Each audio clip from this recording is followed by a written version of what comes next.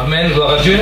Voilà, on va voir dans la parole de Dieu, dans le chapitre 2 de Jacques et le verset 14, on va lire tout le contexte. Vous savez, c'est le contexte de la foi sans les œuvres. Ce matin, j'ai donné un titre à mon message, c'est une foi agissante. C'est quoi une foi agissante? C'est une foi qui agit. Une véritable confiance dans le Seigneur doit nous emmener à agir, à obéir. Et nous allons voir tout à l'heure dans la personne d'Abraham. Abraham croyait au Seigneur, pourquoi? Parce que Dieu lui avait fait des promesses, Dieu lui avait parlé, donc il croyait et il s'est mis à obéir. Comme en ce moment le pasteur enseigne les nouveaux baptisés, et donc les nouveaux baptisés, ils croient, donc ils s'engagent. Ils ne s'engagent pas parce qu'ils ne croient pas, ils s'engagent, mais en premier ils croient et c'est pour cela qu'ils s'engagent. Et c'est parce que je crois, parce que Dieu, selon Dieu, ce que me dit Dieu dans sa parole, eh bien je me mets à obéir. Il y a une action. Pourquoi il y a une action? Parce que Dieu m'a parlé, parce que je crois en la parole de Dieu. La foi, c'est la confiance. Chaque fois que vous allez voir dans la parole de Dieu, la foi, c'est confiance. Confiance. Parce qu'on peut mettre la foi, la foi, c'est pas forcément la foi en Dieu. On peut avoir la foi, mais la foi en autre chose. La foi en des richesses, la foi en soi-même. Avoir confiance, mais nous, là, il est parlé de la foi en Dieu. Cette confiance en Dieu qui nous pousse à agir. Amen. Donc lisons ensemble ce texte et ça sera le contexte qu'on gardera de base. Lucien, tu garderas, tu reviendras toujours sur ce texte. Donc ensemble, mes frères, que sert-il à quelqu'un de dire qu'il a la foi s'il n'a pas les œuvres? La foi peut-elle le sauver? Si un frère ou une sœur s'ennuie et manque de la nourriture de chaque jour, et que l'un d'entre vous leur dise allez en paix, chauffez-vous et vous rassasiez, et que vous ne leur donniez pas ce qui est nécessaire au corps, à quoi cela sert-il? Il en est ainsi de la foi. Si elle n'a pas les œuvres, elle est morte en elle-même. Mais quelqu'un dira, toi tu as la foi, et moi j'ai les œuvres. Montre-moi ta foi sans les œuvres, et moi je te montrerai la foi par mes œuvres. Tu crois qu'il n'y a qu'un seul Dieu? Tu fais bien, les démons le croient aussi, et ils tremblent. Veux-tu savoir, ô homme vain, que la foi sans les œuvres est inutile? Abraham, notre père, ne fut-il pas justifié par les œuvres lorsqu'il offrit son fils Isaac sur l'autel? Tu vois que la foi agissait par ses œuvres et que par les œuvres la foi fut rendue parfaite. Ainsi s'accomplit ce que dit l'Écriture. Abraham crut premièrement et cela lui fut imputé à justice. Donc cela lui fut rendu à justice et il fut appelé ami de Dieu. Vous voyez que l'homme est justifié par les œuvres et non seulement par la foi. Rahab la prostituée ne fut-elle pas également justifiée par les œuvres lorsqu'elle reçut les messagers et qu'elle les fit partir par un autre chemin, comme le corps sans âme, ou dans d'autres versions, quand le corps sans esprit est mort? De même, la foi sans les œuvres, elle est morte. Amen. De même, la foi sans les œuvres est morte. La foi sans les œuvres, elle est morte. Quelqu'un qui est mort, quand on parle de quelqu'un qui est mort ne bouge plus, ne marche pas, ne fait rien du tout, parce que quelqu'un qui est mort, il n'y a plus rien en lui, il n'y a plus rien en lui qui fonctionne. Dieu a insufflé un souffle de vie pour que cette personne-là puisse être vivante, pour que l'âme soit vivante. Et si l'âme n'est pas vivante, elle est morte. Le contraire de vivant, c'est mort, et ainsi de suite. Et nous allons voir tout à l'heure, quand on met le contraire, si on dit mettons comme le corps sans âme est mort, si on met comme le corps avec l'âme est vivant, et de même la foi par les œuvres est vivante, c'est tout différent. Quelqu'un qui est vivant, il va agir en conséquence. Donc quelqu'un qui a de la vie, il bouge, il marche, il agit. Mais quelqu'un qui est mort, il n'y a plus de vie. Il est mort, cette foi-là, elle est morte. Il n'y a plus rien, c'est vide. Et c'est ce que veut nous faire comprendre l'apôtre Jacques au travers de sa parole. Et on va prendre deux textes pour mieux comprendre la foi, cette foi agissante. J'ai pris deux textes pour qu'on comprenne encore mieux. C'est Galates 5:6 et 1 Thessaloniciens 1:3. Si tu peux le mettre, Lucien. Il dit, car en Jésus-Christ, ni la circoncision n'a de valeur, mais la foi qui est agissante par l'amour. Donc c'est quoi? Une foi qui se traduit par des actes inspirés par l'amour. Une foi qui se traduit par des actes inspirés par l'amour. C'est ce que ça veut dire.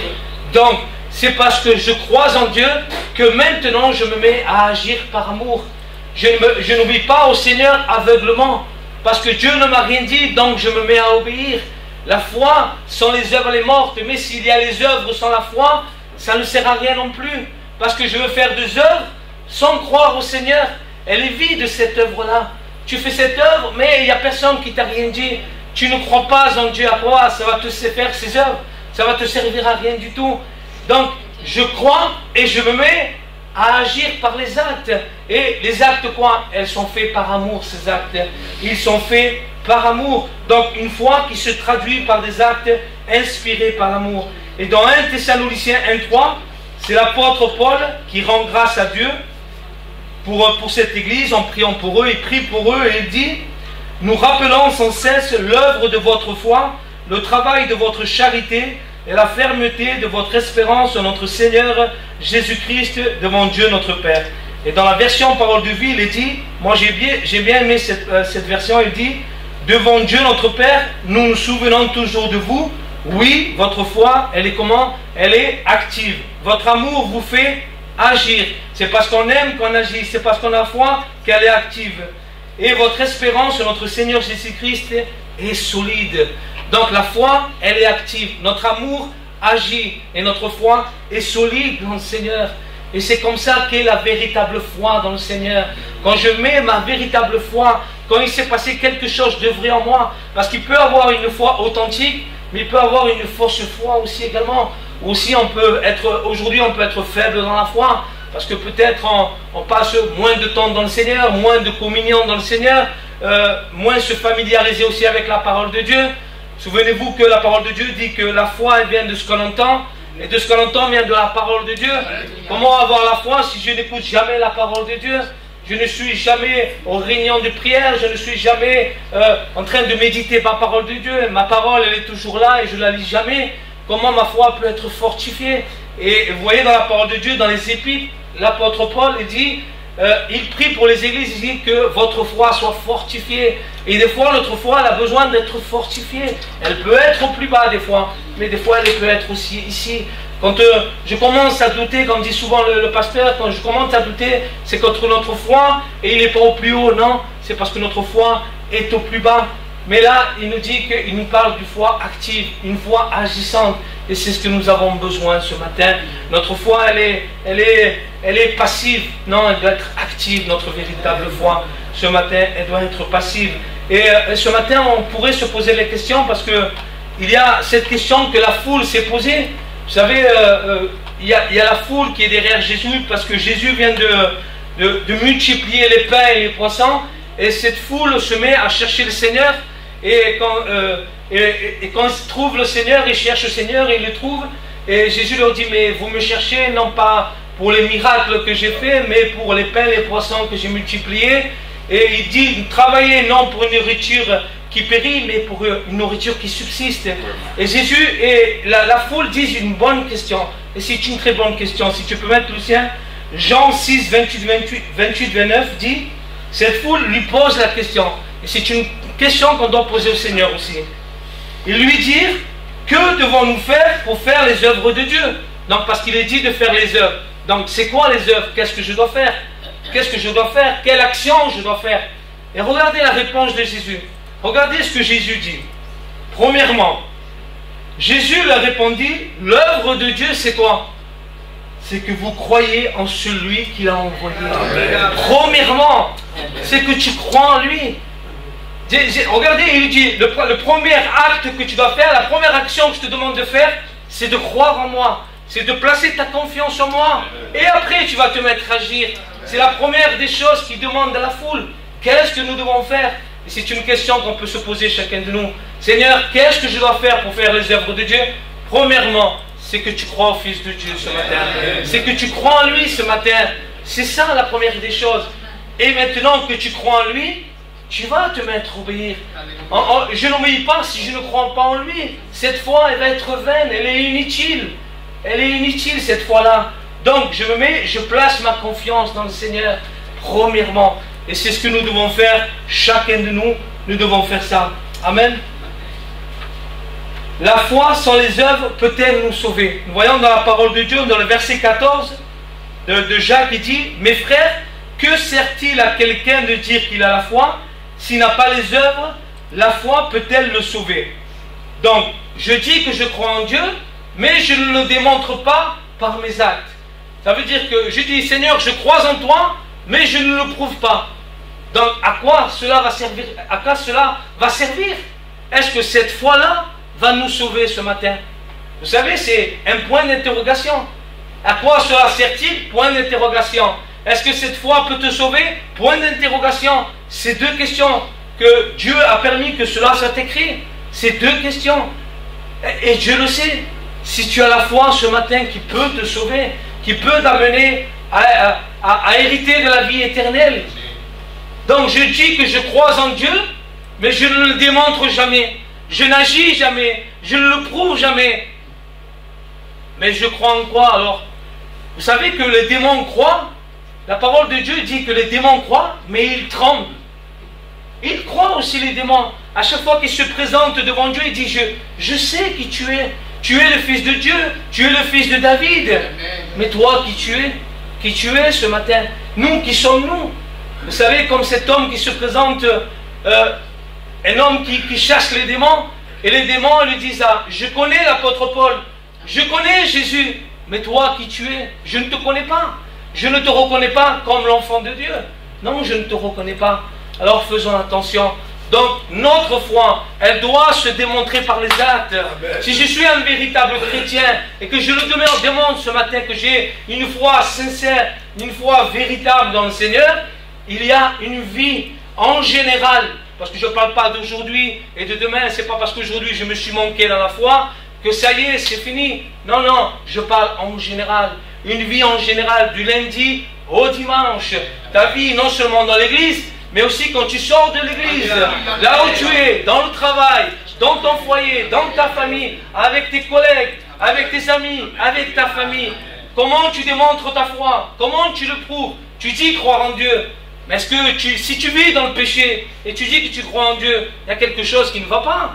Tu dis avoir la foi et tu joues des jeux de hasard. Vous savez, c'est comme des frères et sœurs qui disent, mais je suis rempli du Saint-Esprit. Mais on les voit jouer aux jeux de hasard. Et je me dis, c'est pas possible. On me dit qu'ils sont remplis du Saint-Esprit et ils font des choses qui ne sont pas à la gloire de Dieu. Est-ce que le Saint-Esprit va nous pousser à jouer des jeux de hasard? Répondez-moi. Non, le Saint-Esprit, si je suis conduit par le Saint-Esprit, est-ce que je vais jouer au hasard? Non. Si je suis rempli du Saint-Esprit, est-ce que je vais avoir du mal à me soumettre à mon mari? Si je suis rempli du Saint-Esprit, je vais apprendre à me soumettre à mon mari. Si je suis rempli du Saint-Esprit, si je n'aime pas ma femme, je vais apprendre à aimer ma femme. C'est ce que la parole de Dieu dit. C'est ce que la parole de Dieu dit. Et nous devons démontrer cette foi. Foi chaque jour de notre vie. Non, ce n'est pas seulement en parole. Notre foi, elle doit être mise en action. Dans le chapitre 15, dans le verset 15 et 17 du chapitre 2 de Jacques, là il nous est dit, si un frère ou une sœur sont nus et manquent de la nourriture de chaque jour et que l'un d'entre vous leur dise, allez en paix, chauffez-vous et vous rassasiez, et que vous ne leur donniez pas ce qui est nécessaire au corps, à quoi cela sert-il? Il en est ainsi de la foi. Si elle n'a pas les œuvres, elle est morte en elle-même. Donc là, il est parlé de la foi. Mais j'ai pris un texte qui est parallèle à celui-là, qui est parlé d'amour, le contexte de l'amour. C'est dans 1 Jean 3,17 pour qu'on comprenne mieux.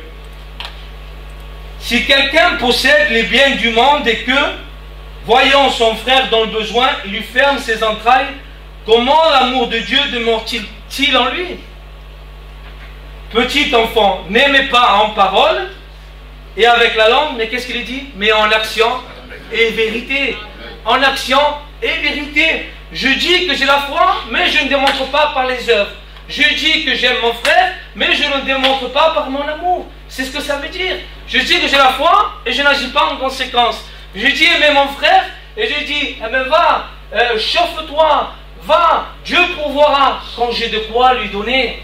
À quoi cela sert-il à un homme de dire que je suis amour, mais quand je vois le frère dans le besoin, la sœur qui est dans le besoin, quand j'ai de quoi lui donner, parce que la parole de Dieu elle est bien expliquée, et que ce frère possède les biens du monde. Est-ce que vous êtes de ceux qui possèdent les biens du monde ce matin? Nous ne sommes pas tous comme ça, parce qu'il faut un minimum d'équilibre et de sagesse dans la parole de Dieu. Voyons des fois, parce qu'on aime plus culpabiliser, on a un petit peu d'argent, on est plus culpabilisé, est-ce qu'il faut que je te donne ou pas? mais si je donne, je ne peux pas payer mes crédits, mais si je donne, comment je fais? Moi, ma famille, j'ai un foyer, et on est culpabilisé sans cesse. Mais si je donne, moi je reste rien du tout. Comment je fais pour nourrir mes enfants? Et il y en a que, mes frères et mes soeurs, ne jouez pas les super surnaturels. Ils disent pas, moi je vais donner, mais Dieu va pourvoir. Non, moi si je donne, je vais avoir rien du tout. Non, il est dit, si tu possèdes les biens du monde, si tu as de quoi donner à ton frère, là tu vas démontrer ton véritable amour. Mais si tu donnes et toi tu vas rester sans rien, pourquoi? Parce que tu vas dire que tu es plus spirituel que les autres. On n'est pas plus spirituel que les autres. Vous savez, on était sauvés par grâce. Vous et moi, on est sauvés par grâce. C'est lui qui a payé le prix sur la croix. Lui seul a payé le prix. Nous, on est tous. Dieu ne fait point d'acceptation de personne. Alors ne jouons pas les super spirituels. On n'est pas des super-héros, comme dit souvent Gabriel. On n'est pas des super-héros. Notre super-héros, c'est celui qui est mort sur la croix. C'est lui qui est mort sur la croix. Alors il y a un minimum de sagesse. Si je possède, si j'ai de quoi lui donner, je ne dis pas, va, t'inquiète pas, Dieu va pouvoir. Si je veux le véritablement, et si je dis que je suis véritablement amour, ben je vais le démontrer. Tiens mon frère, j'ai de quoi donner. Que Dieu te bénisse. Mais tiens, j'ai de quoi te donner. Si je n'ai pas, mon frère, je prierai pour toi. Mais je n'en ai pas. Vous voyez, il faut comprendre, il faut qu'il y ait un équilibre toujours dans la parole de Dieu. Et là, on continue. Il est dit, mais quelqu'un dira, toi tu as la foi et moi j'ai les œuvres. Montre-moi ta foi, comme je disais, sans les œuvres, et moi je te montrerai la foi par mes œuvres. Moi, je te montrerai ma foi par mes œuvres. Tu crois qu'il n'y a qu'un seul Dieu? Tu fais bien. Les démons le croient aussi. Et ils tremblent, dit la parole de Dieu. Tu crois qu'il n'y a qu'un seul Dieu? Les démons le croient aussi. Veux-tu savoir, ô homme vain, que la foi sans les œuvres, elle est inutile? La foi sans les œuvres, elle est inutile ce matin, mes frères et mes sœurs. Elle est inutile. Abraham, notre père, ne fut-il pas justifié par les œuvres lorsqu'il offrit son fils Isaac sur l'autel? Vous vous souvenez un peu de l'histoire d'Abraham? Donc il est dit que Dieu appelle Abraham. Dieu fait des promesses à Abraham. Donc Dieu dit à Abraham, pars de ton pays, de ta patrie, de la maison de ton père, et va dans le pays que je te montrerai. Donc Abraham va dans un pays qui ne sait même pas où il va aller. Mais il est dit dans la parole de Dieu que Abraham partit. Il partit. Donc il se met à obéir parce que Dieu lui fait des promesses. Dieu lui fait des promesses, il croit. Parce que souvent on dit, Dieu m'a dit. Non, Dieu ne t'a rien dit. Dieu dit à Abraham, la parole de Dieu te parle. Elle te dit, elle est là la parole de Dieu. Donc Dieu parle à Abraham. Et c'est pour cela qu'Abraham croit, et cela lui fit compter à justice. Si on continue le texte, il dit, ainsi s'accomplit ce que dit l'Écriture. Abraham crut à Dieu, et cela lui fut imputé à justice. Donc il est dit que Dieu appelle Abraham. Et nous allons voir que tout au long de sa vie d'Abraham, Dieu rappelle les promesses à Abraham. Il lui rappelle. Il peut y avoir des moments où Abraham a eu des découragements. Vous savez, on est un peu, Dieu m'a appelé, mais qu'est-ce qui se passe? Qu'est-ce qui se passe? Et au fil du temps, Dieu appelle Abraham, il a 75 ans. 75 ans. Donc, mais à un moment, sûrement qu'Abraham, il a été découragé. Quand il voit que sa femme n'enfante pas, il dit, mais qui va être mon héritier? Est-ce que ça va être mon serviteur Eliezer? Et Dieu lui dit, non, ce sera de tes entrailles d'Isaac, enfin, de la postérité de ta femme, des entrailles de Sarah. C'est en elle. Donc Dieu va tout au long de l'histoire de la parole, de l'histoire de la vie d'Abraham, il va lui rappeler les promesses de Dieu. Et ce matin, tu te dis ce matin que peut-être que, je ne sais pas, est-ce que la promesse de Dieu va s'accomplir dans ma vie? Mais Dieu te parle ce matin. Dieu n'a pas oublié les promesses qu'il t'a fait dans sa vie. Parce que Dieu, souvent dans la parole de Dieu, je me suis mis un peu à lire l'histoire d'Abraham, Dieu rappelle à chaque fois à Abraham, ne t'inquiète pas Abraham, la promesse que je t'ai faite, elle est toujours d'actualité. Elle est toujours d'actualité. Le pays que je te donnerai en possession, je te le donnerai à toi et à ta postérité après toi. Ne t'inquiète pas, je serai avec toi. Que je rendrai ton grand nom, tu ne seras plus appelé Abraham, mais Abraham, père d'une multitude. Et nous voyons qu'après, il y a une épreuve. Et nous allons voir que, mieux expliqué dans le texte d'Hébreu, dans le chapitre 11 d'Hébreu, chapitre 17-19, il est dit, c'est par la foi, vous savez que quand Dieu appelle Abraham à offrir son fils, il le met à l'épreuve, c'est par la foi qu'Abraham offrit Isaac lorsqu'il fut mis à l'épreuve et lorsqu'il offrit son fils, son unique. Mais quand il dit son unique, si on connaît bien la parole de Dieu, il n'avait pas qu'un seul fils, Abraham. Il avait combien de fils? Il en avait deux. Il avait un fils avec Agar, sa servante, mais il a un autre fils avec Isaac. Mais Dieu dit ton fils unique. Pourquoi? Parce que c'est en lui que sera nommée une postérité. En lui, c'est pour ça qu'il lui dit ton unique, ton fils, en lui. Lui qui avait reçu les promesses et à qui il avait été dit en Isaac sera nommé pour toi une postérité. Donc, il pensait que Dieu est puissant même pour ressusciter les morts. Aussi le recouvra-t-il par une sorte de résurrection. Donc, Abraham va sur la montagne. Il se met 3 jours de marche et quand il voit le lieu, il monte avec son fils et il dit à ses serviteurs qui sont là, moi et mon fils, nous monterons sur la montagne pour adorer et regardez la foi d'Abraham. Et nous reviendrons ensemble. Il est convaincu dans son cœur qu'il va revenir. Pourquoi il est convaincu? Parce que Dieu lui a fait des promesses. Et Dieu lui a fait des promesses. Donc, il va jusqu'au bout. Il fait tout ce rituel, parce que tu sais, tout est un rituel. Préparer le bois, le couteau, le feu. Il fait tout comme le véritable sacrifice, en fait. Donc, il se met sur la montagne et qu'est-ce qu'il fait? Il va lever le poing contre son fils. Il va lever le poing contre son fils. Et quand il va lever le poing au point de d'égorger son fils, l'ange de l'Éternel lui dit non, ne fais pas ça. Parce que je vois maintenant que tu crains l'Éternel. Je vois maintenant que tu crains l'Éternel. Mais pourquoi Abraham fait ça? Ben, la réponse, elle est là.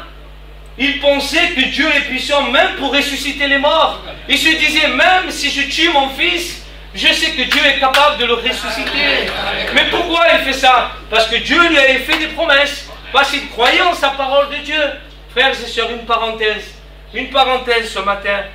Donc il reçoit les promesses de Dieu. Il croit à la parole de Dieu et il se met à obéir.